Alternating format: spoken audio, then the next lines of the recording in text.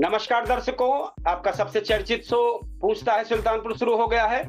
तो फटाफट comment box में आ जाएं, ज्यादा से ज्यादा शेयर करें। आज बहुत ही जबरदस्त खबर लेकर आए हैं। लखनऊ अग्निकांड में 15 जिंदगियां चली गई, लेकिन सबसे बड़ा सवाल यह है कि आखिर जिम्मेदार कौन है। तो फटाफट कमेंट बॉक्स में आ जाएं। साथ ही कहेंगे सवाल जिंदा है, जवाबों का इंतजार है। सवाल जिंदा है, जवाबों का इंतजार है। हर आंख में दर्द है, हर दिल बेकरार है। हादसा कहकर कोई सच को छुपा न सके, हादसा कहकर कोई सच को छुपा न सके, क्योंकि इस आग के पीछे भी किसी का किरदार है। अपने कार्यक्रम को बढ़ाएंगे आगे कि अगर भवन आवासीय था तो उसमें व्यावसायिक गतिविधियां कैसे चल रही थी, ये सवाल है। 2016 में अवैध निर्माण का नोटिस जारी होने के बाद कार्रवाई क्यों नहीं हुई? फायर सेफ्टी नियमों की अनदेखी किसकी सह पर होती रही? क्या सिर्फ भवन मालिक दोषी है या फिर सिस्टम में बैठे जिम्मेदार लोग भी बराबर के जिम्मेदार हैं? क्या 15 छात्रों के जिस तरीके से हादसा हुआ, यह वर्षों की लापरवाही का नतीजा है क्या? जनता जवाब चाहती है, क्योंकि किसी मां की गोद उजड़ी है, किसी पिता का सहारा छिना है, किसी परिवार के सपने राख में बदल गए। आपकी नजर में इस दर्दनाक त्रासदी का सबसे बड़ा जिम्मेदार कौन है? भवन मालिक, एलडीए, फायर विभाग, नगर निगम, जिला प्रशासन के सभी जिम्मेदार हैं या सभी जिम्मेदार हैं? अपनी राय कमेंट में जरूर लिखें। इस पर पूछता है सुल्तानपुर में आज जबरदस्त चर्चा शुरू हो गई है। इस बड़े मुद्दे पर सीधी बेबाक चर्चा, हमारे कई मेहमान शामिल होंगे इसमें और चर्चा को आगे बढ़ाएंगे। जब लापरवाही मौत बन जाए तो जवाबदेही तय होना जरूरी है। तो हमारे सभी दर्शक, हमारे जो फेसबुक पेज के फॉलोअर हैं, वो फटाफट कमेंट बॉक्स में आ जाएं। हम अपने शेर से फिर शुरुआत कर रहे हैं। सवाल जिंदा है, सवालों का इंतजार है। हर आंख में दर्द है, हर दिल बेकरार है। हादसा कहकर कोई सच को छुपा न सके, क्योंकि इस आग के पीछे भी किसी का किरदार है। तो फटाफट कमेंट बॉक्स में आ जाएं, ज्यादा से ज्यादा शेयर करें। अपने इस कार्यक्रम की शुरुआत कर रहे हैं। लखनऊ ये जो अग्निकांड है, आग सिर्फ इमारत में नहीं लगी थी, सिस्टम भी जल रहा था। तो दर्शकों, मैं कपिल देव शुक्ल और आप अपना सबसे चहेता केडी न्यूज के डिजिटल प्लेटफॉर्म पर पूछता है सुल्तानपुर देख रहे हैं। जबरदस्त हम आपसे सवाल पूछ रहे हैं, क्या 15 लोगों की जो हादसे में हुआ, ये बड़ा हादसा, ये सिर्फ हादसा ही था या फिर उन फाइलों का धुआं था जिन्हें सालों तक दबा कर रखा गया था? क्या यह आग अचानक लगी थी या फिर इसकी चिंगारी उस दिन पड़ गई थी जब आवासीय नक्शे पर व्यावसायिक इमारत खड़ी होने लगी थी और जिम्मेदार लोग आंखें मूंद कर बैठे रहे? तो दर्शकों, लखनऊ के अलीगंज में जो हुआ उससे सिर्फ 15 परिवारों के चिराग नहीं बुझाए, बल्कि पूरे सिस्टम पर सवालिया निशान लगा दिया है। कहा जा रहा है कि जिस भवन में यह दर्दनाक अग्निकांड हुआ, यह कागजों पर एक साधारण आवासीय भवन था, लेकिन हकीकत में वहां व्यावसायिक गतिविधियां चल रही थी। बेसमेंट था, कई मंजिलें थी, छात्र थे, कर्मचारी थे, कारोबार था, लेकिन क्या सुरक्षा थी? सवाल है कि क्या सुरक्षा थी? जब 2026 में अवैध निर्माण का नोटिस जारी हुआ था, तब कार्रवाई क्यों नहीं हुई? किसके दबाव में फाइलें ठंडे बस्ते में डाल दी गई थी? किसकी मेहरबानियों से यह इमारत चलती रही? और अगर उस समय कार्रवाई हो जाती तो क्या आज 15 लोगों की जान बच नहीं सकती थी।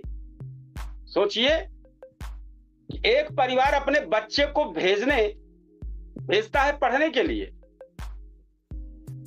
एक मां अपने बेटों को यह कहकर विदा करती है कि शाम को जल्दी घर आना।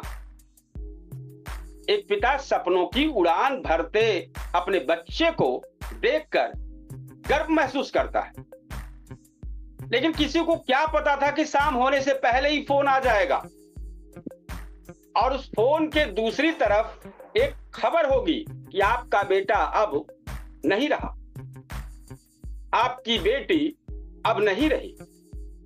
तो दर्शकों, ये सिर्फ आंकड़े नहीं हैं, ये 15 अधूरे सपने हैं, ये 15 टूटे परिवार हैं, ये 15 ऐसे घर हैं जहां अब शायद पहले जैसी हंसी अब कभी नहीं लौट पाएगी। आज जांच चल रही है, एसआईटी बनी है, अधिकारियों की सूची तैयार हो रही है, फाइलें खंगाली जा रही है, लेकिन सवाल यह है कि क्या जांच उन जिंदगियों को वापस ला सकती है? क्या कोई रिपोर्ट उन मां बाप के आंसू पोंछ सकती है? क्या कोई निलंबन उस बच्चों के सपनों को लौटा सकता है? जवाब है नहीं, बिल्कुल नहीं। लेकिन हाँ, यह सुनिश्चित जरूर किया जा सकता है कि भविष्य में किसी और परिवार को ऐसी पीड़ा ना झेलनी पड़े। आज जरूरत सिर्फ दोषियों की पहचान की नहीं है, जरूरत जवाबदेही तय करने की है। जरूरत यह जानने की है कि आखिर वो कौन लोग थे जिन्होंने नियमों को कागजों में दफन कर दिया। वो कौन लोग थे जिन्होंने सुरक्षा को नजरअंदाज कर दिया था, और कौन लोग थे जिनकी चुप्पी ने 15 जिंदगियों की कीमत वसूल ली। आग ने 15 लोगों की जो हादसा हुआ ये, लेकिन अगर नियमों का पालन होता, अगर कार्रवाई हुई होती, अगर जिम्मेदार लोग अपनी जिम्मेदारी निभाते, तो शायद यह आग इतनी भयावह नहीं बनती। आज पूरा उत्तर प्रदेश जवाब मांग रहा है, और जवाब मिलना भी चाहिए, क्योंकि जब लापरवाही मौत का कारण बन जाए तो खामोशी भी अपराध बन जाती है। हम तो बस इतना ही कहेंगे, हादसे अचानक होते हैं, लेकिन त्रासदियां अक्सर वर्षों की लापरवाही से जन्म लेती। और लखनऊ की यह त्रासदी हमें यही याद दिलाती है कि नियम सिर्फ कागजों के लिए नहीं होते, बल्कि लोगों की जिंदगी बचाने के लिए बनाए जाते। इन्हीं शब्दों के साथ हम मृतकों को विनम्र श्रद्धांजलि दे रहे हैं। हमारे चैनल की तरफ से, हमारे परिवार की तरफ से श्रद्धांजलि है। घायलों के शीघ्र स्वस्थ होने की कामना करते हैं और उम्मीद करते हैं कि इस बार सच दबेगा नहीं, सामने आएगा। जो राख में दबे हैं वो सवाल बोलेंगे, जो राख में दबे हैं वो सवाल बोलेंगे। खामोशियों के पीछे भी कई बवाल बोलेंगे। समझ रहे हो हादसा तो भूल कर रहे हो तुम, समझ रहे हो हादसा तो भूल कर रहे हो तुम, ये जख्म वक्त आने पर पूरा हाल बोलेंगे। तो हमारे मेहमान के तौर पर इस कार्यक्रम में वरिष्ठ शिक्षक रामजी सिंह और आप पार्टी से कविता तिवारी जी जुड़ गई हैं। हम पहले आह्वान करेंगे हमारे वरिष्ठ शिक्षक जी इस पूरे मामले पर क्या कहना चाहेंगे। अभी बहुत सारी चीजें बची है, हम बीच बीच में बताते रहेंगे। तो हमारे इस कार्यक्रम में स्वागत है आप लोगों का। और वरिष्ठ शिक्षक जी, आप निमंत्रित हैं, कहें इस बड़े हादसे पर क्या कहेंगे।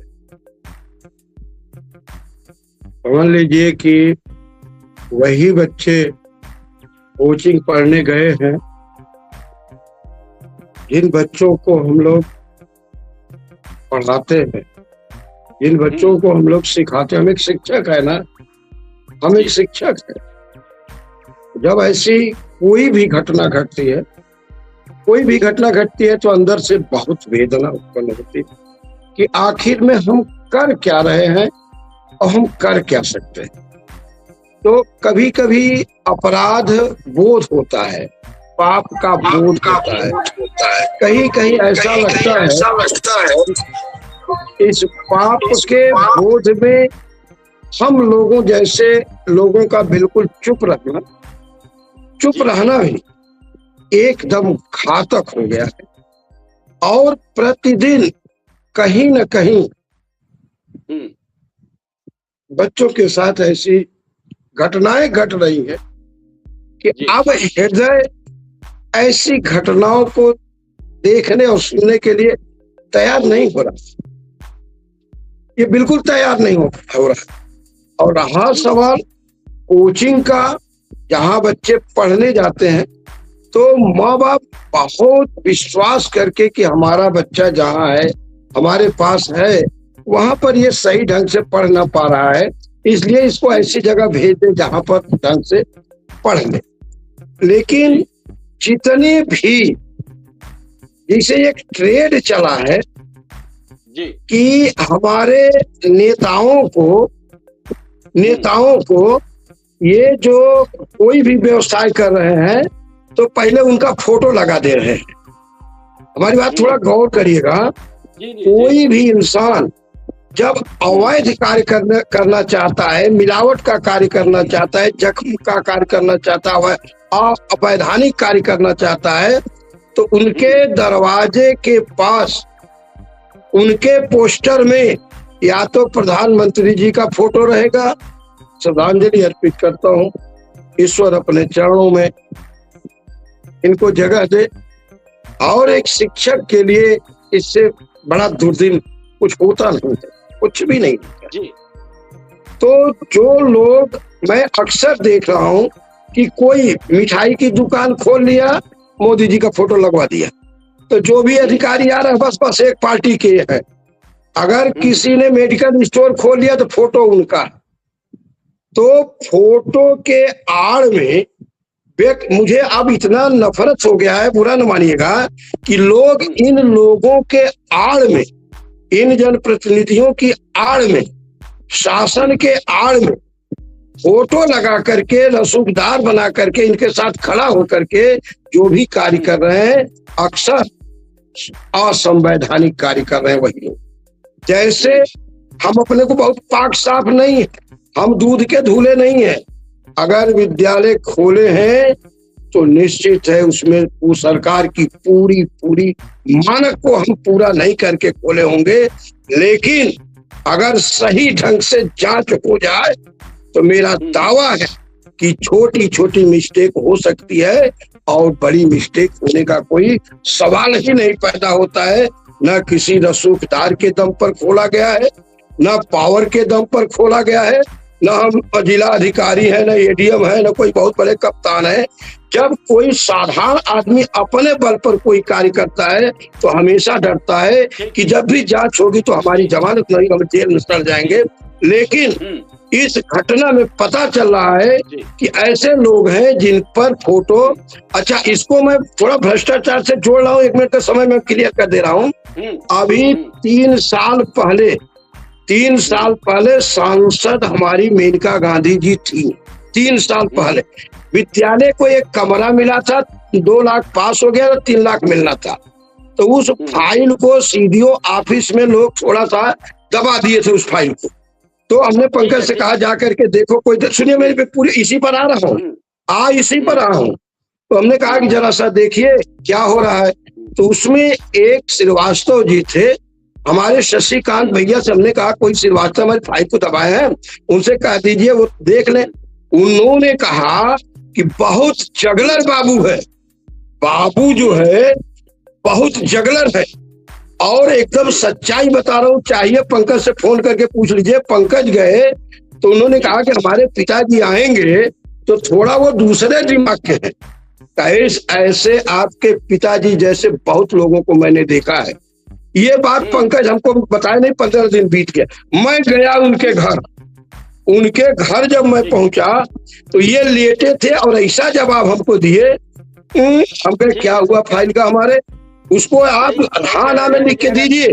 सुनिए मेरी बात एक सुन लीजिए। उन्होंने कहा देखेंगे तो 2 कुत्ता पाले थे, कुत्ता बड़ा बाघ की तरह। हमारा दिमाग सटक गया। हमने कहा 2 पिल्लई जो बांधे है ना, जवन 2 पिल्लई बांधे है फाइन हमारी और देख रहे मेनका गांधी जी का फोटो लगा हुआ है। तब हम जाने कि यह इंसान उनके रसूख के। मैं गया तुरंत 8 बजे, 7 बजे उनके दरवाजे पर पहुंचे तो 8 बजे मेनका गांधी जी के पास पहुंच गया।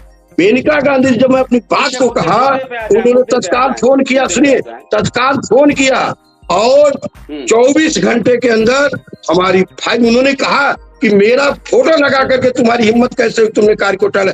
इसी तरह जितने भी घटनाएं घट रही हैं उसमें किसी न किसी का सह है, और जब तक सह रहेगा तब तक इन घटनाओं को रोका नहीं जा सकता है। हम जब भी कोई बात करेंगे तो प्रैक्टिकल करेंगे, इतिहास कम जानते हैं। सही कह रहे हैं कविता जी। इस सवाल जो आज की चर्चा चल रही है, जो राख में दबे हैं वो सवाल बोलेंगे, खामोशियों के पीछे भी कई बवाल बोलेंगे। समझ रहे हो हादसा तो भूल कर रहे हो तुम, ये जख्म वक्त आने पर पूरा हाल बोलेंगे। क्या कहना चाहेंगे आज के इस मुद्दे पर? सच पूछिए तो मैं इस विषय पर निशब्द हूँ, क्योंकि मैं एक माँ हूँ, बहन हूँ, पत्नी हूँ और एक महिला हूँ। और मुझे आज उस दुख का अंदाजा है कि आज मेरा बच्चा छोटा सा है, छोटी क्लास में पढ़ता है। मैं कितनी मेहनत से, इतनी ही क्लास में मैंने कितनी मेहनत कर ली, और बड़े कोचिंग संस्थानों में पहुंचने वाले बच्चों के माता पिता ने तो न जाने कितना परिश्रम करके उनको वहां तक पहुंचाया था। तो इस घटना पर मैं सबसे पहले तो गहरी संवेदना व्यक्त करती हूँ। परिवार को ईश्वर शक्ति दे इस दुख को, अपार दुख को सहन करने की। उसके बाद आती हूँ मैं शासन प्रशासन पर। जैसा कि आप लोग देख ही रहे हैं कि जो घटना हुई है, जितना भी अभी तक जांच में सामने आया है, या जो भी मामला सामने आया है, आप पत्रकार बंधु हैं, आपको तो सबसे ज्यादा जानकारी है कि अगर हमारा प्रशासन ही उस समय पे थोड़ा सा मुस्तैद होता तो शायद कुछ बच्चे हमारे बच सकते थे। जिस तरह से कोचिंग सेंटर चलाया जा रहा था, एक आवासीय बिल्डिंग में कमर्शियल कोचिंग सेंटर चला रहे हैं, कोई भी फायर की कोई एनओसी नहीं है आपके पास, बिल्डिंग की कोई फायर एनओसी नहीं है, नो एग्जिट गेट, कोई इमरजेंसी एग्जिट नहीं है, और वहां पे इतना बड़ा कोचिंग सेंटर चलाना, ये आपके शासन या प्रशासन की कौन सी नियमावली में आता है? आज तक जांच नहीं हुई। लखनऊ जैसे महानगर, पुरनिया, वहां मैं भी पढ़ी हूँ, 5 साल मैंने स्टडी किया है पुरनिया में। सेक्टर डी जहां ये हुआ है हादसा, उसी सेक्टर में मैंने स्टडी किया है, पुरनिया में। तो ऐसा क्षेत्र है लखनऊ कि वहां दमकल की गाड़ी 40 से 50 मिनट बाद पहुंच रही है। यह दयनीय स्थिति नहीं है प्रशासन की, तो क्या? तो मैं यही कहूंगी कि बहुत ज्यादा राजनीतिकरण इस मुद्दे का नहीं होना चाहिए, क्योंकि इसमें पब्लिक का मामला है और लोगों की जान से जुड़ा हुआ है। लेकिन अगर हम इसी तरह से सुस्त पड़े रहे तो और हादसों के लिए तैयार रहें, क्योंकि अभी हाल ही में दिल्ली का मामला आप देख रहे हैं। दिल्ली में एक होटल में आग लगी है, आपको पता था, 21 लोगों की जान गई थी, और सेम पैटर्न यही था। कमर्शियल लैंड नहीं था, फिर 6 कमरों के लिए वहां परमिशन थी और 21 कमरे बने हुए थे बिल्डिंग में, और यही स्थिति वहां भी थी। अगर उस घटना से भी हम लोगों ने कुछ सीखा होता, मैं ये नहीं कहूंगी कि उत्तर प्रदेश सरकार, इसमें अभिभावक भी हमारे जो है, हम लोग भी कहीं भी एडमिशन कराते हैं तो कुछ आगे पीछे नहीं सोचते हैं, बस कोचिंग सेंटर का नाम देखा और हाई फाई देखा, हो गया। तो वो सब चीजें हमें भी अब स्टडी करके बच्चों को, या कहीं भी बैठने से पहले भी हमें सोचना पड़ेगा कि क्या हमारे लिए फ्यूचर के लिए सेफ है या नहीं। तो लखनऊ, वो दिल्ली की घटना से भी अगर थोड़ा बहुत सीखे होते तो शायद आज ये घटना इस तरह से तो नहीं होती। फिलहाल प्रकृति के सामने किसी का जोर नहीं चलता है, वही है सोई जो राम रचि राखा, तो उसमें कुछ ज्यादा बोलने की आवश्यकता नहीं है। लेकिन अब आगे के लिए सावधान होने की आवश्यकता जरूर है। जी, सही कह रहे हैं आप। तो हम थोड़ा सा बताना चाहेंगे, इसकी चिंगारी उस दिन पड़ गई थी, आग जान लीजिए उस दिन से पड़ गई थी जब आवासीय नक्शे पर व्यावसायिक इमारत खड़ी होने लगी और जिम्मेदार लोग आंखें मूंद कर बैठे रहे। लखनऊ के अलीगंज में जो हुआ हादसा, ये परिवारों का चिराग नहीं बुझा, पूरे सिस्टम पर सवालिया निशान लग गया है। कहा जा रहा है जिस भवन में दर्दनाक अग्निकांड हुआ, ये कागजों पर एक साधारण भवन है जो आप बता रहे हैं, व्यवसायिक गतिविधियां चल रही है, बेसमेंट था, कई मंजिलें थी, छात्र थे, कर्मचारी थे, कारोबार था, लेकिन अगर नहीं था तो उतनी सुरक्षा नहीं थी। सबसे बड़ा सवाल कि जब 2016 में अवैध निर्माण का नोटिस जारी हुआ तो कार्रवाई क्यों नहीं हुई? किसके दबाव में फाइलें ठंडे बस्ते में डाल दी गई? किसकी मेहरबानी से यह इमारत चलती रही? सवाल है। और अगर उस समय कार्रवाई हो जाती तो क्या आज 15 बच्चों के साथ जो ये हुआ वो बच नहीं गए होते? एक परिवार अपने बच्चे को पढ़ने के लिए भेजता है, तो हम चाहेंगे हमारे महेंद्र तिवारी जी जो वरिष्ठ हैं, जरूर जो हमारा चर्चा चल रहा है इस पर अपना प्रकाश डालें कि एक माँ अपने बेटे को यह कहकर विदा करती है कि बेटा शाम को जल्दी आएगा, और पिता जो है बच्चे की सपनों की उड़ान भरने को लेकर गर्व महसूस रहता है। हमारा बच्चा बहुत ही बेहतर कोचिंग में जा रहा है, पढ़े लिखेगा, आगे बढ़ेगा। क्या कहना चाहेंगे? जी नमस्ते। इस मुद्दे पर जी नमस्कार, आवाज आ रही? क्लियर आ जा? जी जी हाँ जी। जैसे कल जब ये घटना हुई, मुझे 4 बजे करीब जानकारी हुई फेसबुक के माध्यम से, और जस्ट बगल में एक प्रबुद्ध कोचिंग सेंटर चलता है, उसमें हमारी बेटी भी पढ़ती है। और इत्तेफाक से जब ये घटना, मेरी बेटी भी उसी अलीगंज में पूर्णिया में कोचिंग प्रबुद्ध कोचिंग सेंटर है, उसी में वो भी पढ़ाई करती है। तो ये घटना जब हुई 4 बजे मुझे सूचना मिल रही है फेसबुक के माध्यम से, फिर मैंने अपनी बेटी को फोन किया और 4-5 बार घंटी करने के बावजूद भी उसका फोन रिसीव नहीं हुआ।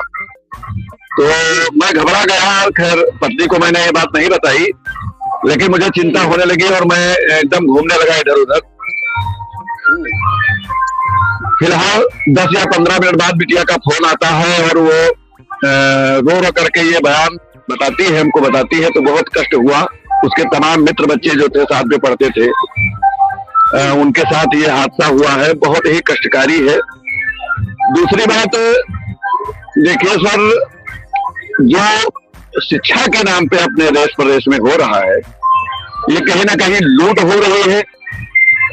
सरकारें इस पर ध्यान नहीं दे रही हैं, क्योंकि सरकार में बैठे हुए बड़े बड़े मंत्रियों के तमाम स्कूलें और कॉलेज खुले हुए हैं, कोचिंग सेंटर खुले हुए हैं। तो कार्रवाई करेगा तो कौन करेगा? जो सिस्टम में बैठे हैं उन्हीं का सब सिस्टम है, तो कार्रवाई किसके ऊपर होगी और कौन करेगा? क्योंकि जो कल घटना हुई है, ये घटना कोई आम घटना नहीं है। इसमें भारत के वो भविष्य जो भारत का भविष्य टिका था, उन बच्चों की हत्या हुई है। और जिनके बच्चे मुझे 10 या 15 मिनट लग गया, मेरी बेटी का फोन जब वापस नहीं आया तो मुझे कष्ट हो रहा था। जो पीड़ा मुझे थी मुझे पता है, और जिनके बच्चों के साथ ये हादसा हुआ है, ये उनकी क्या हालत होगी, ये तो ऊपर वाला ही मालिक है, ईश्वर ही मालिक है। ऐसी घटना न हो, हम सरकार से चाहेंगे, निवेदन करना चाहेंगे कि ऐसी घटना न हो। और ऐसे जो कोचिंग सेंटर चल रहे हैं बगैर सुरक्षा के, उनके ऊपर कड़ी से कड़ी कार्रवाई हो। आज हम लोगों के यहाँ भी काफी कोचिंग सेंटर बंद पड़े हुए हैं, और सरकार ने जिलाधिकारियों को अपने ध्यान केंद्रित कराया है कि ऐसे जगह जो कोचिंग सेंटर चल रहे हो उनकी जांच की जाए। अरे यही कारण आज के 10 या 15 दिन पहले या 1 महीने पहले, 1 साल पहले आप कर लिए होते तो शायद इतनी बड़ी घटना नहीं घटित होती। हमारे देश में होता क्या है कि जब कोई घटना बड़ी घटित हो जाती है, उसके बाद ही कार्रवाई होती है, लोग करते हैं। आवाज क्लियर आ रही है सर? आज जी जी जी आ रही। पीछे आपकी म्यूजिक है, आवाज फट रही है, ठीक है। हमें म्यूजिक क्या, आज गांव में शादी है, इसलिए थोड़ा म्यूजिक किसी की बज रही है। अभी 10-15 मिनट बाद तो सही हो जाएगी। ठीक है। तो ये सिर्फ आंकड़े नहीं है, ये 15 अधूरे सपने हैं, 15 टूटे हुए परिवार हैं, और 15 ऐसे घर हैं जहां शायद पहले जैसी हंसी कभी नहीं लौटेगी। जी भाई जांच चल रही है, SIT बन गई है, अधिकारियों की सूची तैयार हो गई है, फाइलें खंगाली जा रही है, लेकिन सवाल है कि जो जिंदगियां गई वो वापस नहीं आ सकती है। माँ बाप के आंसू, क्या ये रिपोर्ट पहुंच सकती है? क्या वो आंसू पहुंच लिए जाएंगे? लेकिन सबसे बड़ा सुनिश्चित करना जरूरी है कि भविष्य में किसी और परिवार को ऐसी पीड़ा ना झेलनी पड़े। सबसे बड़ा चीज, आज जरूरत सिर्फ दोषियों की पहचान की नहीं है, जवाबदेही। जब तक जवाबदेही नहीं होगी तब तक सारी चीजें ठप पड़ी रहेगी। और साथ में यह भी जानने की जरूरत है कि आगे कौन लोग हैं जिन्होंने नियमों को कागजों में दफन कर दिया। ये कौन लोग हैं जिन्होंने सुरक्षा को नजरअंदाज कर दिया, और ये कौन लोग हैं जिनकी चुप्पी ने 15 जिंदगियों की कीमत वसूल ली। तो हमारे भाई शिक्षक जी इस पर क्या कहना चाहेंगे? 2 मिनट में अपनी बात को जरूर रखें जी। हम यही कहेंगे कि हम लोगों के अंदर पहली बात तो ईमानदारी एकदम समाप्त होती जा रही, ईमानदारी। दूसरी चीज पैसे की भूख, पैसे की भूख इतनी बढ़ती जा रही, इतनी बढ़ गई है कि उसमें कुछ दिखाई नहीं दे रहा है। केवल पैसा पैसा पैसा, धन और अत्याधुनिक सुविधाओं में इतना लैस होना चाहते हैं अपने आप में कि हम बड़का वो हो जाएं। और वो करने के लिए शिक्षा, जैसे मान लीजिए हम शिक्षा दे रहे हैं तो हमारी जो मन की स्वार्थ की भावना है कि हम कितने बड़े स्तर पर चले जाएं और उसके लिए कौन कौन सा कर्म कुकर्म करें, बच्चों को बुलाएं, पढ़ाएं, लिखाएं, दिखाएं और कम सुविधा दे करके, कम सुविधा दे उनसे अधिक से अधिक लूटपाट करें। कहीं न कहीं ये भावना जो है, और अधिकारी जैसे अफसोस हमको यही होता है कि जैसे वहां जो चेक करने गए होंगे, जो सजा देने गए होंगे, जो उस पर मुकदमा लिखेंगे, एक सवाल मेरा भी है, क्या उन पर मुकदमा लिखने वाला जो भी प्रशासन होगा, क्या वो एकदम पाक साफ होगा?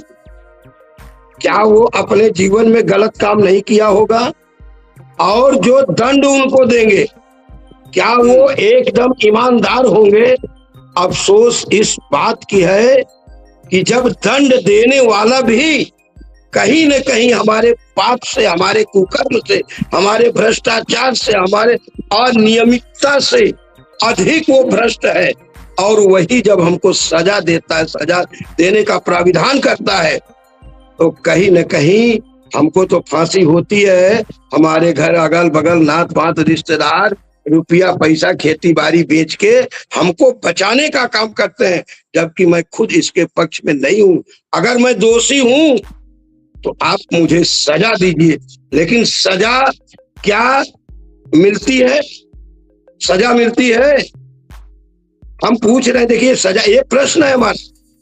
जब हमको सजा देने वाला जिस दिन ईमानदार इंसान हो जाएगा, जितने बड़े पद पर जो लोग हैं, फाइलें जो बनती है, मान्यता सरकार देती है, तो बीएसए का अनुमोदन होता है बीएस प्राइमरी स्कूल में, और इंटर के लिए डिवोर्स होते हैं, और कभी कभी हम लोगों की फाइलें डीएम कार्यालय तक जाती।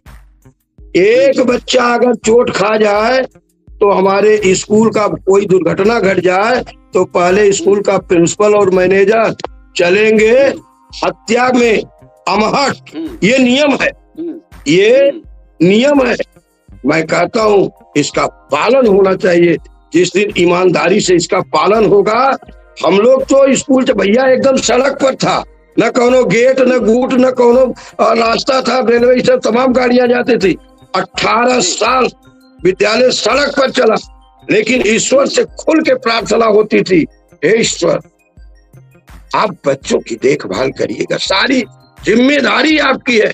हम लोग सड़क पर अलर्ट रहते थे, और मालिक ने कोई आज तक ऐसी घटना, कहीं न कहीं केवल जब हम रुपया बटोरेंगे तो बच्चों के प्रति हमारी संवेदना हमेशा कम रहेगी। मैं बहुत साफ बता रहा हूँ, केवल रुपया बटोरेंगे और हम पाला कार से चलेंगे, जहाज उड़ाएंगे, तो यकीन मानिए अच्छी शिक्षा देने का मतलब ये थोड़े है कि हम 500 की जगह उनसे 5,000 फीस लें। अगर हम खूब बढ़िया पढ़ा रहे हैं, बहुत अच्छा पढ़ा रहे हैं, तो इसका मतलब ये नहीं है कि हम अभिभावक को निकोल लें, अभिभावक को एकदम परत दर परत मजबूर कर दें। बहुत मजबूर होके अभिभावक को वैसे कोचिंग सेंटर में भेजा, बहुत मजबूर होके, और उसके मालिक ने अपने कर्तव्यों का पालन नहीं किया। इस बात का हमें अफसोस है, बहुत ज्यादा अफसोस है। रहा सवाल बच्चों का, तो प्रशासन को सख्त होना पड़ेगा, हमारे लिए भी सख्त होना पड़ेगा, और अपने लिए भी उनको सख्त होना पड़ेगा। आज एकदम ऐलान हो जाए कि हम लोग एकदम पारदर्शी काम करेंगे, ऑटोमेटिक दुर्घटनाएं घट जाएंगी। ये मेरा दुर्घटनाएं घटना कम हो जाएंगी, ऑटोमेटिक दुर्घटना नहीं घटेगी, लेकिन पारदर्शी होना जरूरी है। अरे जब चोरी हो जात बा भैया, मंदिरे में चोरी हो जात बा, ये ईमानदार उनके गोली लोग मार देत बा, कोई जब बेचारे अब क्या बताएं, अब हम कुछ कहे कि पक्ष में ना आए, बताए बहुत अफसोस बा, बहुत अफसोस। जी जी सही कह रहे हैं कविता जी। सवाल है कि जो राख में बदल गए वो ख्वाब क्या कहेंगे, जो राख में बदल गए वो ख्वाब क्या कहेंगे, खामोश हो गए जो उनके जवाब क्या कहेंगे। दीवारें जो जल गई आग की एक लपट से, दीवारें जो जल गई आग की एक लपट से, लेकिन जो तंत्र सो गया उसका हिसाब क्या कहेंगे। कविता जी जरूर रखें बात इस ज्वलंत मुद्दे पर। देखिए, जो घटना घट गई उसको तो सचमुच फिर से सही नहीं किया जा सकता है, चाहे वो कोई भी हो, ईश्वर के अलावा और कोई उसको पूरा भी नहीं कर सकता है।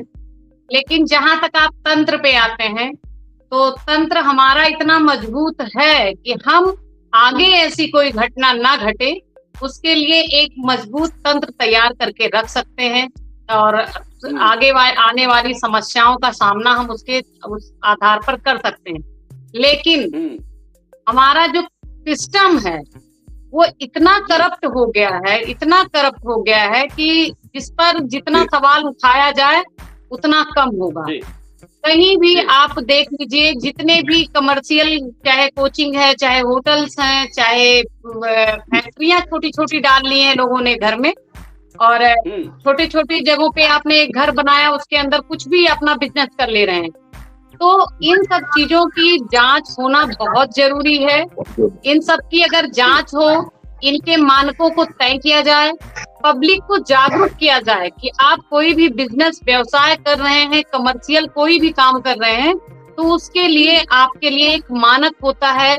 अग्निशमन डिपार्टमेंट को पहले इसमें आना चाहिए, उसको पहले उसको चेक करना चाहिए। लेकिन शायद मुझे नहीं लग रहा है कि ये सिस्टम सही काम कर रहा है। अगर सही सिस्टम काम कर रहा होता तो चाहे दिल्ली हो चाहे यूपी हो, इस तरह की घटनाओं को रोकने में मदद मिल गई होती। लेकिन मुझे नहीं लग रहा है कि वो चीजें हो रही हैं।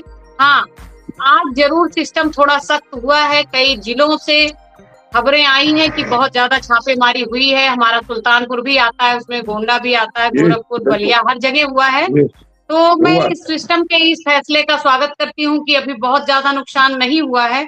अगर अभी से भी जाग गए तो बहुत बड़ी मुसीबतों से हम बच सकते हैं। और लेकिन ईमानदारी से जगे कि हमारे यहाँ कोई भी नियम, कोई भी रूल अगर बनाया जाता है तो उसका दुरुपयोग करना पहले लोग शुरू कर देते हैं। आप देखेंगे इसी में कहीं छापेमारी में ही लोग करोड़ों का व्यवसाय कर ले जाएंगे। तो इस तरह से इस पे भी रोक लगनी चाहिए। एक शुद्ध तरीके से, प्योरिटी के साथ अगर छापेमारी की जाती है, जो लोग नहीं जानते हैं उनमें जागरूकता का अभियान भी चलाना चाहिए कि आपने कोचिंग सेंटर खोल लिया, आपको नियम नहीं पता है या आपने गलत जगह पे खोला, तो उसके लिए समझाना चाहिए। पहले एक बार समझा दीजिए, वार्निंग दे दीजिए, आगे से आप रिएक्ट करिए, तब भी पब्लिक के लिए अच्छा होगा। और सिस्टम को मजबूत बनाना अब सरकार की मजबूरी है। अगर इसी तरह से सरकार नहीं करेगी आगे काम, तो फिर हमारे लिए बहुत बड़ी बड़ी दिक्कतें होंगी और जनता अपनी जान गंवाएगी। सही कह रहे हैं। अभी कुछ चीजें जो प्रश्न खड़ा हुआ है, हमने बताया था, अभी फिर बताएंगे किस पर ये सवाल उठे हैं। और 2 लोगों पर कार्रवाई हुई है, अग्निशमन विभाग और एलडीए पर। अग्निशमन विभाग के अधिकारी और एलडीए पर कार्रवाई हुई है।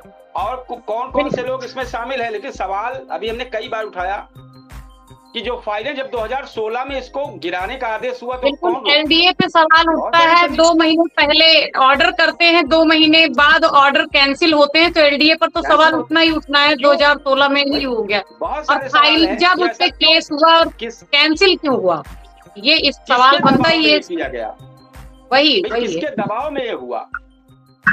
हम चाहेंगे कि मयंक तिवारी जी बताएं कि सवाल है सरकार पर, प्रशासन पर। थोड़ा 2 मिनट का समय और दीजिए। यूसुफ जी से बात, कसूर गिनने लगे, यूसुफ जी से बात कर लीजिए। बहुत ज्यादा म्यूजिक आ रही है हमारे इधर, गिनने लगे। जिंदा थे जब लोग, तब दस्तूर गिनने लगे। हादसा नहीं था, ये लापरवाही का अंजाम था। अब सब अपने अपने हिस्से का कसूर गिनने लगे, तो बहुत बड़ी चीज है। मैम जी क्या कहना चाहेंगे आज इस, जी बताएं। सर हमारे यहाँ म्यूजिक बहुत ज्यादा तेज हो रही है, थोड़ा 10 मिनट का समय दीजिए। आप यूसुफ जी से बात कर लीजिए इस विषय पर। जी ठीक है, कोई दिक्कत नहीं है। आवाज आप अपने, जी सही है। यूसुफ जी आप शामिल हुए हैं हमारे कार्यक्रम में, आपका स्वागत है मेहमान के तौर पर।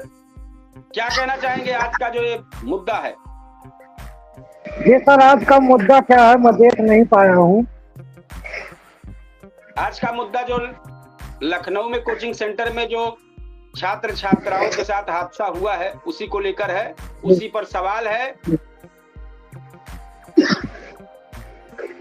तो जो नियम के तहत नहीं है उन्हीं पर चर्चा चल रही थी। बहुत सारी चीजें फिर से कितना कौन सी चीज मेन यही मुद्दा है कि कोचिंग सेंटर तो खुल जाते हैं, अवैध कॉम्प्लेक्स बन जाएंगे, बच्चों की रहने की व्यवस्था, निकलने की व्यवस्था, हवा की व्यवस्था, फायर का इंतजाम, रास्ता कोई भी ठीक से नहीं रहता, और बड़े बड़े कॉम्प्लेक्स बन के इस तरीके से कोचिंग सेंटर, बड़े बड़े कोचिंग सेंटर बन जाएंगे। ये बहुत बड़ा हादसा हुआ है। 15 बच्चे जिंदगी नहीं है, छात्र छात्राएं शामिल हैं इसमें। ये सभी दर्शकों को सादर प्रणाम। ये सब यह चीज जो है कल मैं सोशल मीडिया पर देखा था, जो वहाँ पर आग लगी हुई है लखनऊ में, तो जिससे में तो बहुत ज्यादा जानकारी मुझे है नहीं, लेकिन एक भी कई लोग जो है जान बचाने का छात्रों में लड़कियां भी थी, जिनका फोटो तो मैं देखा था सोशल मीडिया पर। और इस विषय पर जो है कविता जी द्वारा जो बोला गया वो बिल्कुल सही है कि एक जो है समय, एक निर्धारित जो है होना चाहिए, एक मार्ग जो है होना चाहिए कि अगर खोला जा रहा है या क्या कुछ न कुछ प्रमाणिकता जो है उस पर होनी चाहिए। नहीं, अगर कोचिंग सेंटर खुल रहे हैं तो उसके एक नियम, कायदे, कानून है, उसकी गाइडलाइन है, वो सारी चीजें होनी चाहिए। वहां पर नहीं थी। 2016 में एक्शन हुआ है कि ऐसी बिल्डिंग को ध्वस्त किया जाए, लेकिन इसके दबाव में ये नहीं हुआ। आज इतना बड़ा खामियाजा 15 परिवारों को भुगतना पड़ा। ऐसी बिल्डिंगें जो है बहुत सारी पहले भी जो है ध्वस्त हो चुकी हैं, जिन पर जो है सरकार की जो है नजर नहीं गई, या जो जिम्मेदार हैं उससे संबंधित किसी की नजर जो है उस पर देखते हैं, लेकिन देखकर भी अनजान बने रहते हैं। तो जिम्मेदारियां जो है देश के प्रति या देश के नागरिकों के प्रति जो है, अब वो अधिकारी या जनप्रतिनिधि की रह नहीं गई है। मुश्किल से 10% है, बाकी सब बिजनेस कर रहे हैं, चाहे अधिकारी हो या जनप्रतिनिधि हो या मंत्रालय हो या सचिवालय हो, सब जो है बिजनेस कर रहे हैं।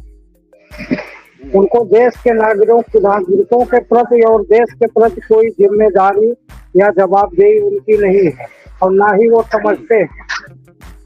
जी क्योंकि जिम्मेदारी जवाबदेही जो है सरकार तय भी नहीं कर रही है कि किसी भी विषय पर, तमाम विषय ऐसे हैं कि जो घटनाएं हो रही हैं तो उस पर जवाबदेही किसी की तय नहीं हो रही है, और इसीलिए जो है इसमें सुधार नहीं हो पा रहा है। जवाबदेही जब तक जो है तय नहीं होगी तब तक जो है सुधार का कोई जो है विकल्प नहीं दिखता।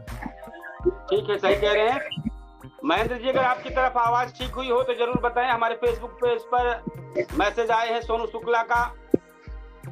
सोनू शुक्ला ने लिखा है इसी मामले को लेकर।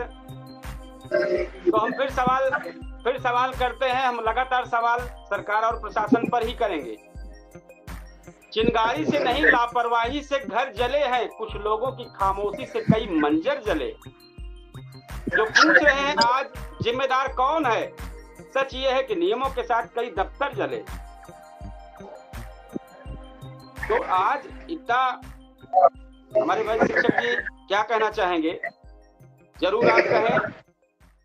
मामला बड़ा ही दुखद है। असल बात वास्तव में जमीर जो है, इंसान का जमीर, जो जिम्मेदार है उनका जमीर इस कदर मर गया है कि वो ये सोच लेते हैं ना कि कितना भी बड़ा हादसा होगा तो 3 घंटे, 3 दिन, 13 दिन लोग भूल जाते हैं। उनका ये अपना सोच हो गया है कि लोग भूल जाते हैं। लेकिन हमारे जैसा इंसान न यूजीसी को भूल पाएगा, न नीट को भूल पाएगा, न भरत तिवारी को भूल पाएगा, न अयोध्या के प्रकरण को भूल पाएगा। और ये जो घटना आजकल की घटी है, ये तो हमें लगता है कि इस घटना के अफसोस में रहते रहते ये राम जी एकदम कृपण हो जाए। बहुत अफसोस है, बहुत अफसोस है। ठीक है, घटना दुर्घटना अचानक कोई आ गई, लेकिन आपका मानक ही एकदम नहीं है। आपको एक बार ये आदेश मिल चुका है कि आप इसको न करिए, और उसके बावजूद भी वो कार्य हुआ, तो निश्चित रूप से इसमें उन्हीं लोगों का हाथ है जो आम जनमानस के बच्चों के ऊपर उनका कोई मतलबे नहीं है। इतना भी बड़ा हादसा होगा, सोचेंगे अब भूल जाएंगे लोग। हम लोगों को भूलने की प्रवृत्ति जो है ना, हम लोगों के लिए अपने ही नाश का कारण, हम भूल जाते हैं।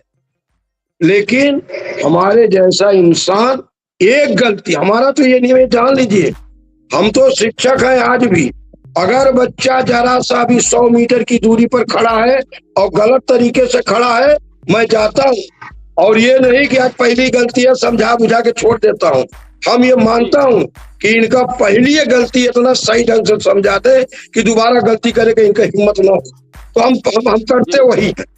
हाँ, हम करते वही हैं, हम गलती को माफ नहीं करते। मेरी सबसे, चाहे खराब आदत कहिए चाहे जो कहिए, गलती को इतना समझा देते हैं ढंग से कि वो गलती दोबारा हुई तो फिर या तो आप जानिए, आपका काम जानेगा। हम सख्त अपना व्यवहार रुख अपनाना चाहते, और सख्त रुख अपनाना चाहते। दूसर के हम लोग जब पढ़ाते थे ना, तो 5 के लड़कों को नहीं मारते थे। जब 12 के बच्चे थे, कविता पढ़ी है, आज गर्व है हमको, उसके बारे पर गर्व है, हमने पढ़ाया है। यही कविता कहती है कि 9 से 12 तक हम लोग खुल के हंस नहीं पाए गुरुजी के स्कूल में, और मारते थे तो इंटरमीडिएट के लड़के को मारते थे गलती में, इंटरमीडिएट को मारते थे 1 से लेकर 11 तक, वैसे सही रहते थे, एकदम सही। हम छोटे लोगों पर नहीं मुकदमा कह जाए, और लेकिन सिस्टम क्या कर रहा है आज का कि छोटे लोगों पर गाज गिरा दीजिए, बड़े लोग मौज मार रहे हैं। तो सिस्टम हाई लेवल का है, इसीलिए हम तो बोलने का सहूरे नहीं है ना। तो मैं क्या कहता हूँ, उच्च कोट के निम्न लोगों के संरक्षण में हम लोग जी रहे हैं, उच्च कोट के नीचे हैं। हाँ, जो जानकारी इस पर कार्रवाई जो हुई है अग्निकांड में, वो 2 अधिकारी, जो हम अपडेट दे दें केवल, 2 अधिकारी सस्पेंड हैं व्यवसायी की इमारत में, जिसमें एलडीए के जो 2 जिम्मेदार अधिकारी हैं तत्काल से प्रभाव से सस्पेंड कर दिए गए हैं, और इसमें फायर के भी हैं। तो जो अपडेट जानकारी है वो इसी को लेकर है, और हम चाहेंगे कविता जी जरूर जांच की शुरुआती तथ्यों की जिस तरह तस्वीर सामने आई है, कहा जा रहा है भाई अग्निकांड ही नहीं बल्कि वर्षों से चली आ रही प्रशासनिक लापरवाही है, अवैध निर्माण और नियमों की अनदेखी की कहानी बयां कर रही है। क्या कहना चाहेंगे? बिल्कुल, अग्निकांड तो जो हुआ वो तो है ही है, लेकिन ये नियमों की लापरवाही ही मानी जाएगी, क्योंकि जहां किसी भी मानक का पालन नहीं किया जा रहा है, ना ही फायर डिपार्टमेंट का है या एनडीए का है, कोई भी मानक जो गवर्नमेंट की तरफ से तय किए गए हैं, कोई भी एक मानक नहीं जहां पाया जा रहा है वहां लापरवाही कही जाएगी। और कोचिंग सेंटर चलाने वाले से ज्यादा लापरवाह हमारा डिपार्टमेंट है, कि लोग तो अपनी बचत करते ही हैं, लोग तो छुपाते ही हैं। आप क्या करने के लिए नियुक्त किए गए हैं? आपको नौकरी किस बात के लिए दी गई है? आपको पहले उसकी जांच क्यों नहीं की गई?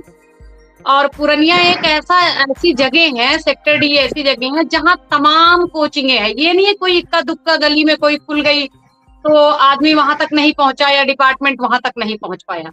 वहां पूरी एक तरफ से मान लीजिए कि मार्केट है वो, वहां तरह तरह की हर तरह की कोचिंग है, आईआईटी की है, मेडिकल की है, तमाम तरह की कोचिंग है। हमने वहां पढ़ा है, बीसीएम से टेक्निकल कोचिंग्स हैं। तो अगर आपने मानक को फॉलो करवाने की कोशिश की होती तो जरूर उस कोचिंग तक आपकी नजर पहुंची होती और आप वहां तक गए होते। रही बात बिल्डिंग का, जब 2016 में 2 महीने पहले वो बिल्डिंग अवैध करार की दी गई और गिराने का आदेश हुआ, और 2 महीने के अंदर विदाउट एनी रेनोवेशन कोई चेंजिंग नहीं हुई, उसके बाद उस बिल्डिंग को फिर से सुचारू रूप से चलाने का आदेश हो रहा है, तो कहीं ना कहीं तो सिस्टम करप्ट है ही है, इस पे कुछ बोलने की बात नहीं है। और एक वीडियो और दिखाया जा रहा है, उस वीडियो को देख के थोड़ा सा मेरा मन बेकार हुआ कि जो कोचिंग सेंटर के मालिक हैं, जिन्होंने कोचिंग सेंटर बनवाया चला रहे हैं, उनका पोस्टर लगा हुआ है सेव वाटर का। सेव वाटर में उन्होंने अपनी फोटो लगाई है और हंसते मुस्कुराते हुए हमारे योगी जी और मोदी जी हैं।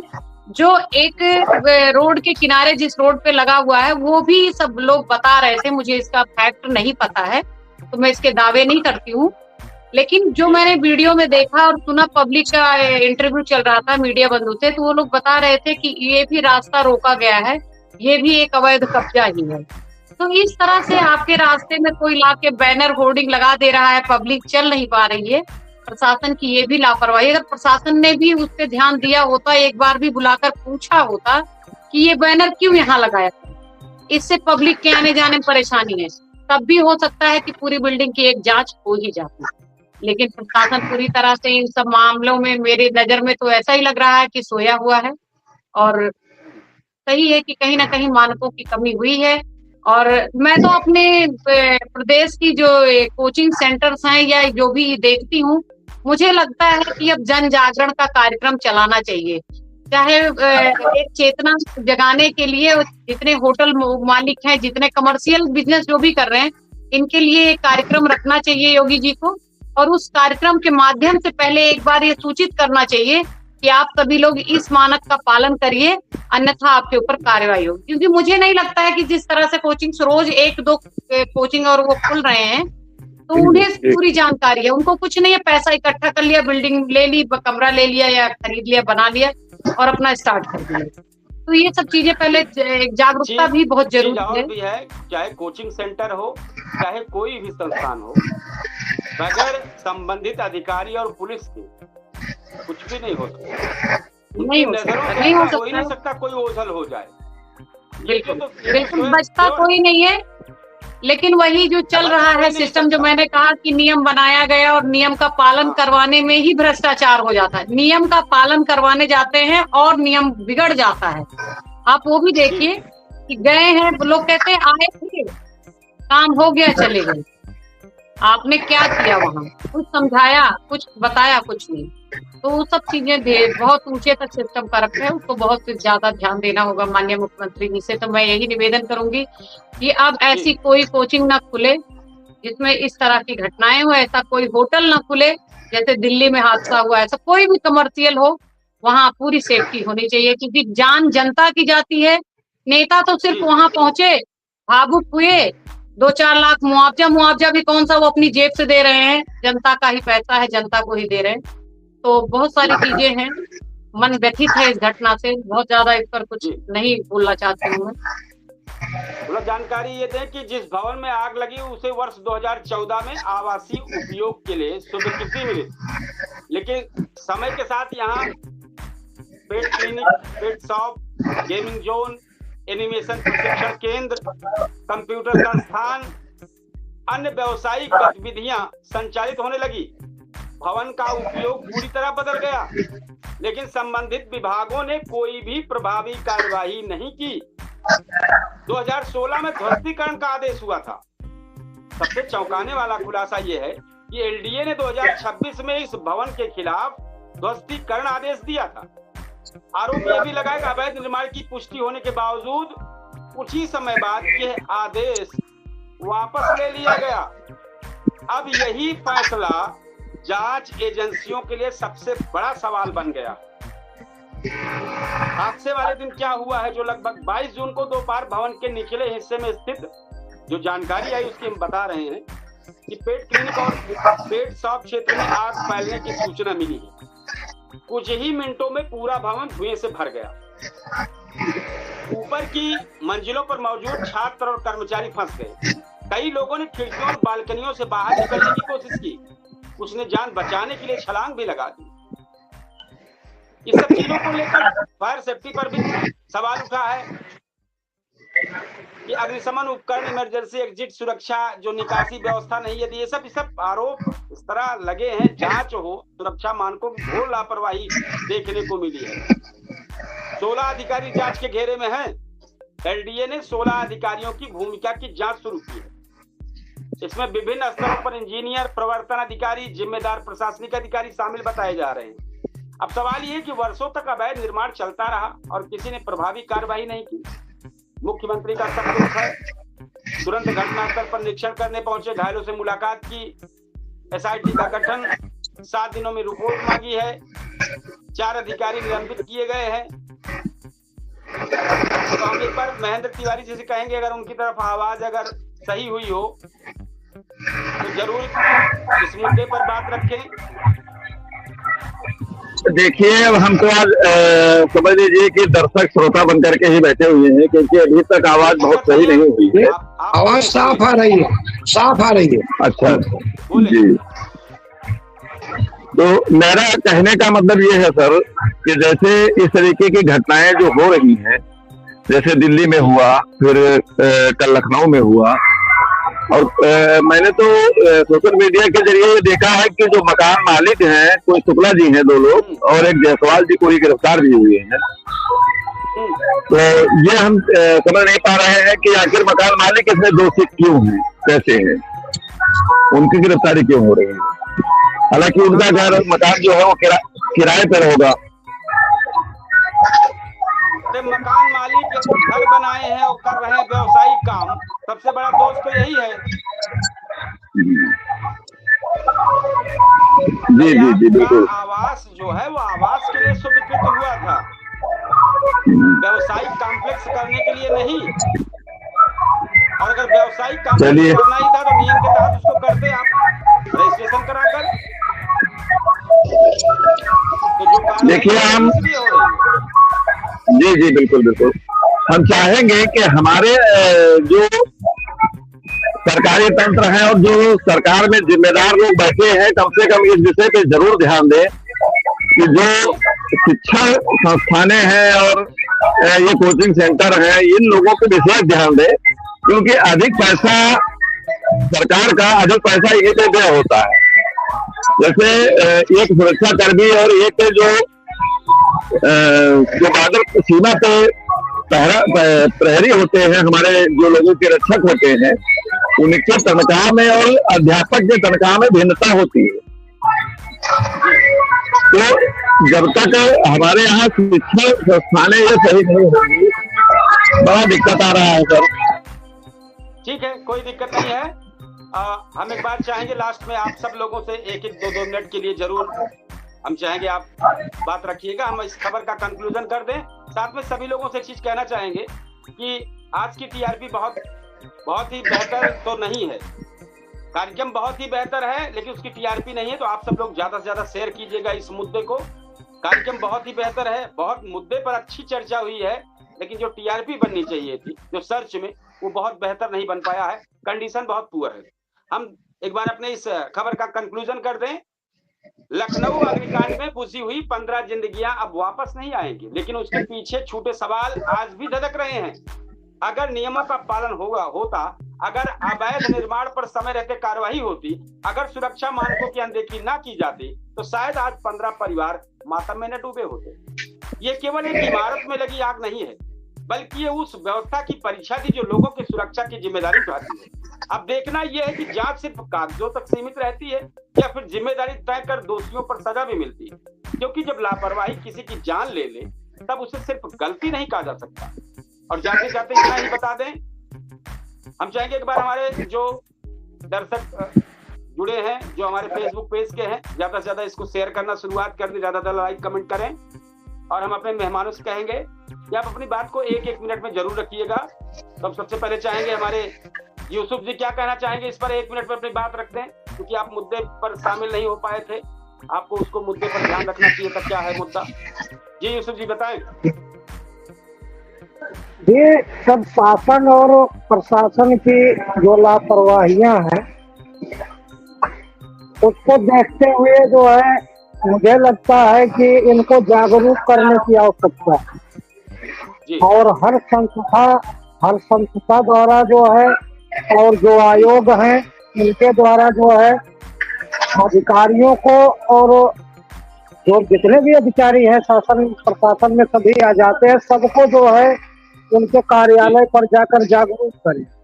और जो शासन के पदाधिकारी हैं क्षेत्र से लेकर केंद्र तक, उनको भी जागरूक करने की आवश्यकता है, क्योंकि जितनी भी सारी समस्याएं आ रही हैं सिर्फ शासन और प्रशासन की लापरवाहियों की वजह से आ रही है। इसलिए इनको जागरूक करना बहुत जरूरी है।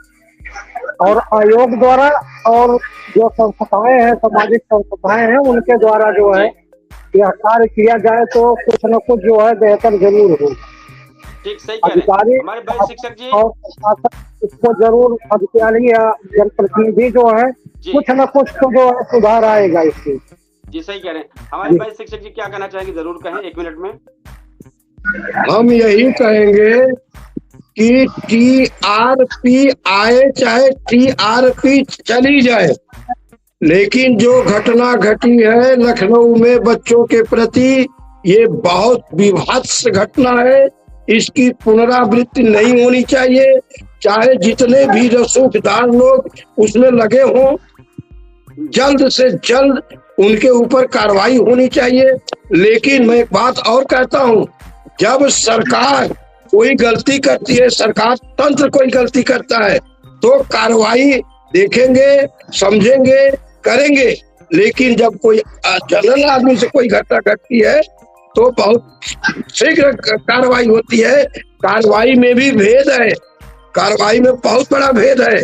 जिस दिन कार्रवाई में भेद होना बंद हो जाएगा, जिसमें अंतर होना बंद हो जाएगा, जिसमें सिर्फ निष्पक्ष कार्रवाई भी होगी, यकीन मानिए ऐसी घटनाओं पर ब्रेक लगेगा, ब्रेक लगना चाहिए। जिसके द्वारा भी जो गलती हुई है उसको सजा मिलनी चाहिए। और मैं ईश्वर से उन 15 आत्माओं की, ईश्वर अपने चरणों में स्थान दे, यही मेरी प्रार्थना है, बार बार प्रार्थना है। और दोबारा हे ईश्वर ऐसी घटना न घटे। जी कविता जी क्या कहना चाहेंगे? मैं अंत में यही कहना चाहूंगी कि जिस तरह से ये घटना घटी है, भविष्य में ऐसी कोई घटना न घटे, इसके लिए एक ऐसा सिस्टम तैयार करना चाहिए कि महीने में 3 महीने में हर जिले में एक समीक्षा होनी चाहिए। एक समीक्षा बैठक सरकारी विभाग द्वारा होनी चाहिए कि आप जो है कितनी निर्माण हुए हैं या कितने संस्थान खुले हैं या इनके मानक हैं या नहीं है, मानकों के अकॉर्डिंग चल रहे हैं कि नहीं है। तो सरकारी तंत्र को थोड़ी सी मदद इससे जरूर मिलेगी, विभागों को भी अपना पक्ष रखने का मौका मिलेगा। और एक कमेटी तैयार करनी चाहिए, हर जिले में ऐसी एक कमेटी होनी चाहिए जो शिक्षण संस्था हो या होटल्स हो या कोई भी कमर्शियल काम उनके क्षेत्र में होता है, तो उसकी रिपोर्ट सौंपी जाए और एक कमेटी जरूर गठित की जाए। हर जिले में ऐसी एक कमेटी होनी चाहिए ताकि बाद में एसआईटी गठित करने का ये नौबत ना आए। जी सही कह रहे हैं आप।